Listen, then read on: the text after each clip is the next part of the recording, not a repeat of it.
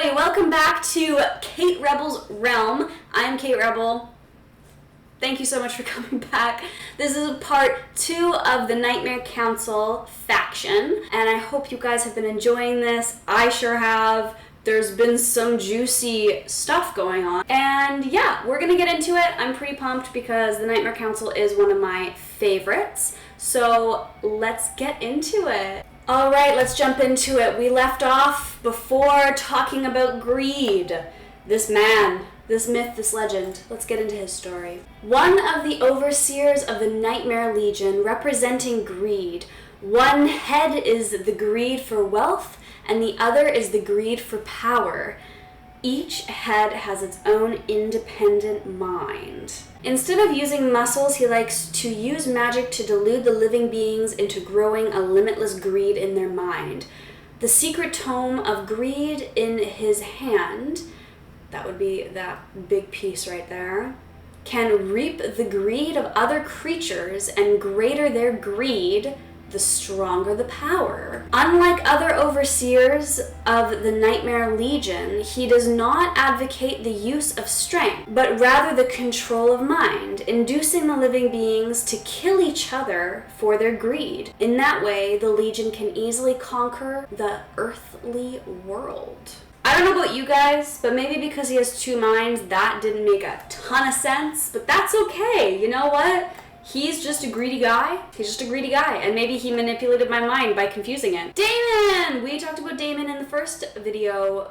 In the first faction he was mentioned. This guy's not a good guy. The ultimate betrayal. Oh, here's his side of the story. The tea. Damon was once a noble prince of the elves, but was bewitched and enchanted by Volca and fell madly in love with her. Completely manipulated, Damon went so far in order to show his loyalty to Volca. He killed his fiancée with his own hands, disfigured his brother Ain's face, and eventually transformed himself into a vampire by drinking the blood of the first vampire. There is nothing in this world that can compare to my empress, Damon. I know he was bewitched, he was manipulated, he was gaslit, but hey, you still betrayed your family, your brother, the elves? Not a good guy. Novus! Okay, I am obsessed with Novus. Beware the corrupts. No one in the world seems to know what Novus really is. He is more like a ghost haunting at night in the fields, on the walls, over the lakes, or hovering in the long abandoned villages. Legend has it that he steals village kids at night, then hollows out their bodies to make pumpkin monsters. Horrific tales like this have been told from mouth to mouth by villagers and travelers. People to this day have forgotten the original version of the story, but at least know that whoever should never go alone into the wilderness at midnight. Otherwise, you are likely to be stalked by Novus. I love Novus. He is Halloween core. He is spooky season vibes. He is just a little guy. Baron is a must-have. A5. Fully loaded buddy boy. Give him the best gear that you can. Back with a vengeance. Baron may have never had the power he so craved in life, but that does not stop him from doing all he can to win it in death. His glory, Baron Eustace Beating III, to use his full title, held land in the ancient Yalner Kingdom. Known for his high taxes on the peasants, his arrogance, and his hatred of anyone more powerful than himself. Seen as a potential threat by the king, Baron was ordered to join a doomed campaign with his knights to seize lands from Nordshire in the south, in what would become Nordshire Cemetery. Shortly after the battle began, Baron was struck in the leg by an arrow and fell off his horse. Although he screamed for help from his men, none came, enraging him and attracting an undead monster tasked with killing any wounded so as to provide death to feed the sick land. As the undead axe fell on the Baron's neck, his head tumbling into the mud. He used the last instances of his life to offer his soul to death itself, so that he may use his rage at the betrayal of his men and the king who sent him into an unwinnable battle to have his revenge. The offer was accepted. Baron's splendid armor first glowed a sickly green before standing up headless, a furious eternal flame of undeath blazing through his armor. Taking the axe that had claimed his own head as a weapon, he was returned to Taya and ready to take what he felt was owed to him in life.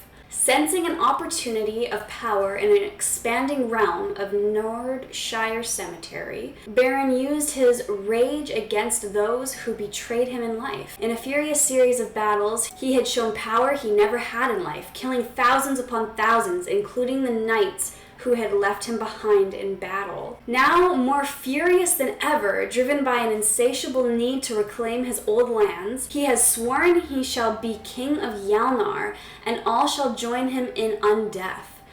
In the reeking mists of Nordshire Cemetery, he plots his vengeful conquest, driven by a thirst for power and land that was promised in his life. Now he shall take it in his death. I don't know, that was not what I expected at all, but that was such a cool story. Okay guys, full disclosure, I am obsessed with Glutton. Yes, his name is Gluttony, but I call him Glutton, and I love him, and I love his ultimate when he does this. It's awesome. He goes like, and I love it, and I love him so much. He's one of my best that I have in the game, and I cannot stop talking about how much I love Glutton. So that's why he's in my banner. So, it's fine. Okay, so I think that I read this one a while back because I liked him and I was like, oh, I wonder what his story is. I don't remember it. I might as I read, but most of these stories I am reading for the first time with you guys, and it's so much fun.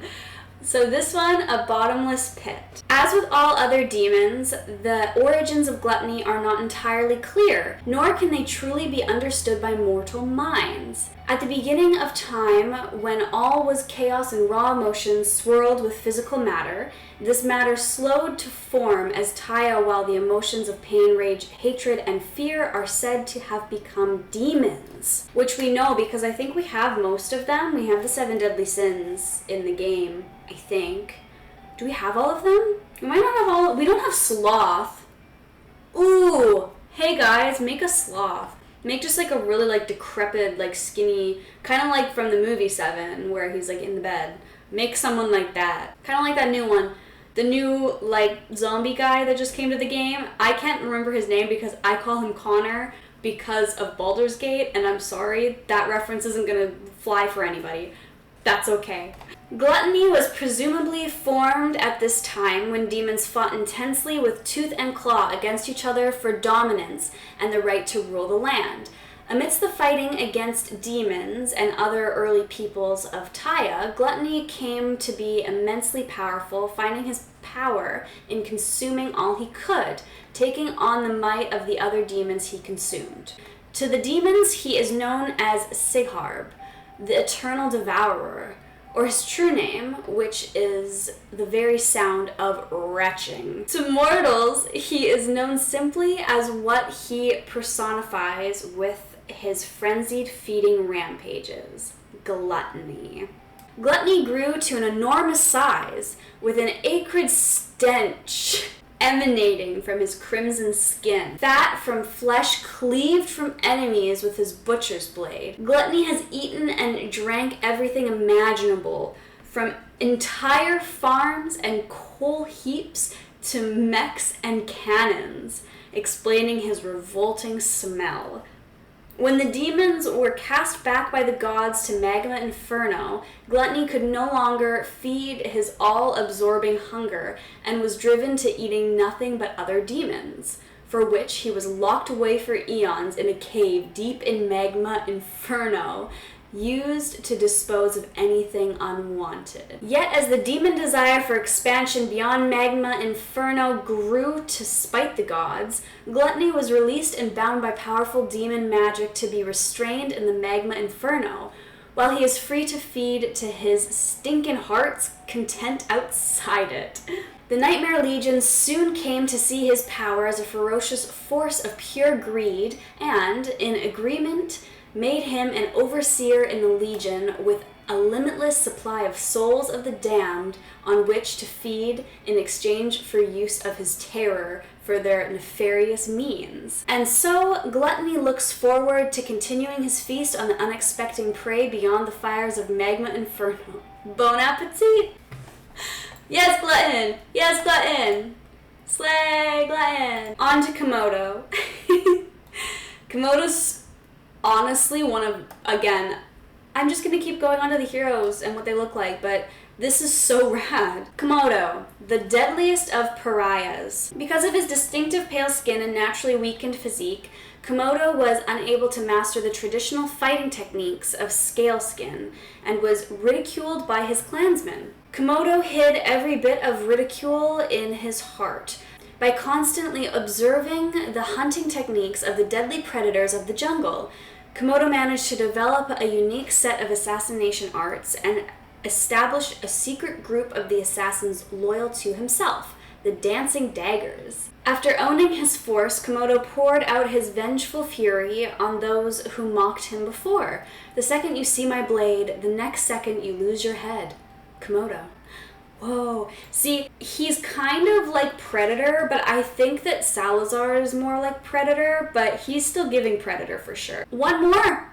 It's just one more. We got Wrath. We got Gluttony's bro. I just see them as like tight. Like they're bros. They're brothers. I know that they're brothers, and I know that there's the other deadly sins, but I don't feel like the other deadly sins are related like how Wrath and Gluttony are related. What is this tiny story for Wrath? He's a literal lord. He is a lord. A fury unmatched, a mighty demon from the Magma Inferno, one of the overseers of the Nightmare Legion, representing wrath that burns everything down. Well, yeah, I could have said that. Why doesn't he have a story? Oh, Wrath. Well, that's why they gave you such a little skanky skin. They felt bad. They're like, we need to show you guys that he's worth it. Well, thank you guys so much for watching part 2 of the Nightmare Council from my Watcher of Realms series, where we talk about each hero's story. I hope you enjoyed as much as I did, and until next time, I am Kate Rebel. This is Kate Rebel's Realm, and I will see you in the next one. Mwah! Scarecrows. Scarecrows. So one of them has like this big thing that it's holding, like, hey, look at this power, and this one's just like, I have a mind of my own, I swear to God. I swear to God. To more... Glutton, you're so wanted, though. Thank you, guys. Bye.